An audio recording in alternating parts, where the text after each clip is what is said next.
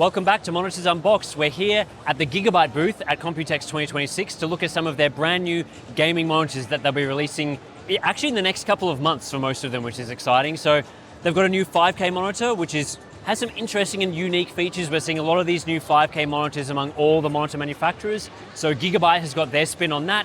We've also got a look at some new OLEDs, including another refresh of the 27-inch Tandem W OLED. They've got a 32-inch 4K monitor and also some, I guess, future-looking stuff that's not the show that we'll be able to talk about. So let's get into looking at those things.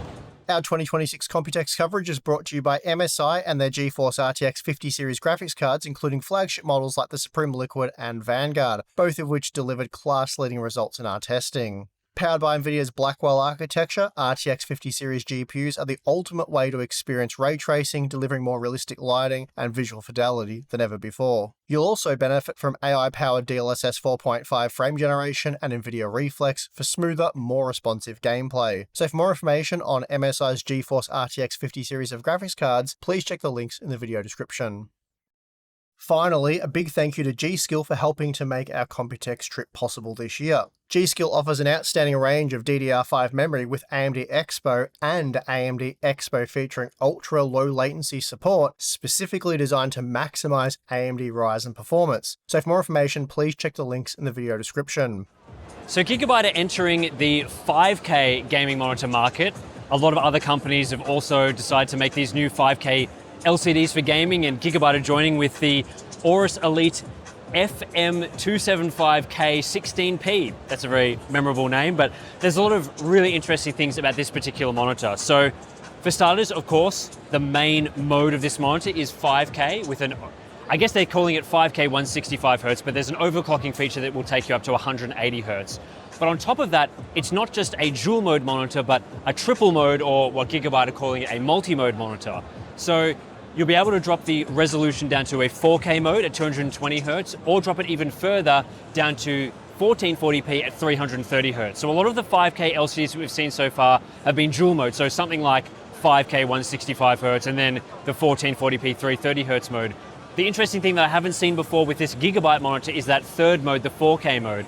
And on top of that, they're not just giving you, a 4K with normal scaling. There's also supposed AI super resolution features built in that you'll be able to enable and potentially scale it a bit better or a bit differently to just, running it in the native configuration, which is good because 5K is obviously the native panel resolution. 1440p, you have the potential for integer scaling, though often with dual mode monitors, integer scaling isn't implemented. But 4K sits in between. You can't really scale that super well. So it'll be interesting to see how Gigabyte approach that super resolution feature and the sharpness and clarity that you're able to get. Will it be competitive with 4K monitors, for example, or will it just look like sort of a blurry version that's not necessarily great? So we'll have to check that one out to see how it goes. But on top of that, this is also offering a mini LED backlight, so 2,304 zones. Gigabyte told me that they use 4 LEDs per zone, so there's quite a lot of LEDs in the back of this particular monitor. It also uses the zero gap design that we've seen from LG's version. So that means there's a very limited or very small gap between the LCD layer and the mini LED backlight layer that reduces blooming and things like that, helps to improve the image quality in HDR scenes. And what else? Display HDR 1000, they're quoting up to 1250 nits of peak brightness. And it is, of course, what they're claiming is the world's first 27-inch glossy 5K multi-mode mini LED gaming monitor. So quite a lot of qualifiers on the world's first sort of design there, which makes it quite funny. But essentially, this is using a glossy panel. So the LG version of this display, which we're about to test, that uses a matte version. Gigabyte are basically saying this is a very similar monitor to the LG version, but it's going to be available in a glossy version and also with multi-mode, something that the LG version doesn't offer. On top of that, we're being told that this monitor is going to come in under $1,000 US when it's eventually released. Now, it's not a final price, but they're targeting probably around $999 US or maybe slightly below that. We'll see what it comes out in, but again, not a final price, available later in this year, potentially in the fourth quarter. So LG's monitor, I think it's quite expensive at $1,200 US. I think that's the price that they're going for. So Gigabyte is probably going to undercut them, offer a glossy panel, which some people prefer, and also the multi-mode functionality. So that seems like a pretty good deal. It also has this new Aorus design with the flat metal stand base and things like that. We'll get some close-up B-roll of all those things. But yeah, interesting to see all of the companies now going with some sort of 5K design. I think the ones that have attracted me the most are these mini LED versions. There are also versions without mini LED, without proper HDR functionality, but I think for a panel like this to succeed in a world of OLED monitors, it really does need to have mini LED lighting, and that's what this monitor provides. So yeah, interesting to check that one out when it's eventually available, but we do also have some OLEDs to look at, so let's get into that. Here at Monitor Unbox, I really like Gigabyte's MO27 Q28G and the GR model, which we've covered a lot on the channel before. These are 27-inch tandem WOLED monitors, 1440p, 280Hz.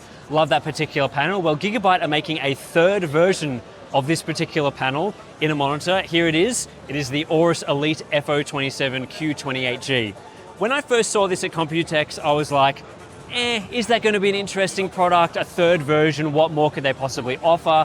And with Aorus products, they tend to be a little bit more expensive than just the Gigabyte M series products. So I thought, am I going to cover this particular monitor? Well, when speaking to Gigabyte, this actually has quite a few interesting features that I wasn't expecting. The first one, I think really the headline for this monitor is that Gigabyte have upgraded the cooling at the back. So it's not going to run as hot as the previous monitor, and that allows them to increase the lifespan rating and give you an additional 1 year of burn-in warranty. So the original model comes with a 3-year burn-in warranty. The Aorus model, though, will upgrade you to a 4-year burn-in warranty, which is, I think, the longest I've seen for an OLED gaming monitor yet. So that's pretty neat. On top of that, they're also upgrading some of the connectivity options. So you're getting up to DisplayPort 2.1. I think it's UHBR 13.5 for this particular model, but that gives you a non-DSC experience. You'll be able to disable that easily. Also, HDMI is being upgraded to 48 gigabits per second. The M series models are both 24 gigabits per second, but this is going to be upgraded to the full fat 48 gigabits per second. They also tell me they're using an AI Care sensor, or AI OLED Care Pro. So it's basically they call it a CMOS-based solution. It's sort of a camera-based presence detection solution. This should be very similar to MSI's AI Care sensor that we've seen. So presence detection built in with Windows. It'll give you a couple of different options of how you want to configure it, but essentially they're adding this to this monitor. They also tell me they have had to remove the KVM switch, so that's not going to be available, but will be available with the M series monitors. And all of these things are going to only increase the price by $50 US. When it's available, I believe in August is when they're targeting for the US market, maybe a little earlier in China. So you're getting the AI Care sensor, you're getting better DisplayPort and HDMI connectivity, you're getting an additional year of burn-in warranty, so a 4-year burn-in warranty. Yes, the KVM switch being removed is a little disappointing, but that's only going to cost you $650. The original model is $600. I feel like that's extremely reasonable for all of those upgrades. For just $50 more, that sounds great to me. Of course, we'll have to test it to see how it performs, make sure it performs the same as the original model. But yeah, and I should mention as well, this is the glossy version of the screen coating. So even though it is a G version, FO27 Q28G, it is the glossy screen that we are seeing here. So not the matte version that's being ported up to the Aorus Elite version. So yeah, I'm really keen to check that one out. It will be the same price as Asus's model, but potentially with some additional features. So could be quite competitive there. We'll have to see how that goes. But we've also got some 32-inch 4K monitors to check out, so let's get to that. And here we are to look at Gigabyte's 32-inch 4K OLED monitors that they're showing some of them here, and I also have some, I guess, interesting information about their future plans for some monitors that should be released throughout the rest of 2026. Here, what we're looking at is the Aorus Elite FO32 U24G. There's also a GP model, which is around the other side of this show, but we'll just show some B-roll of that. I'm not going to walk around there.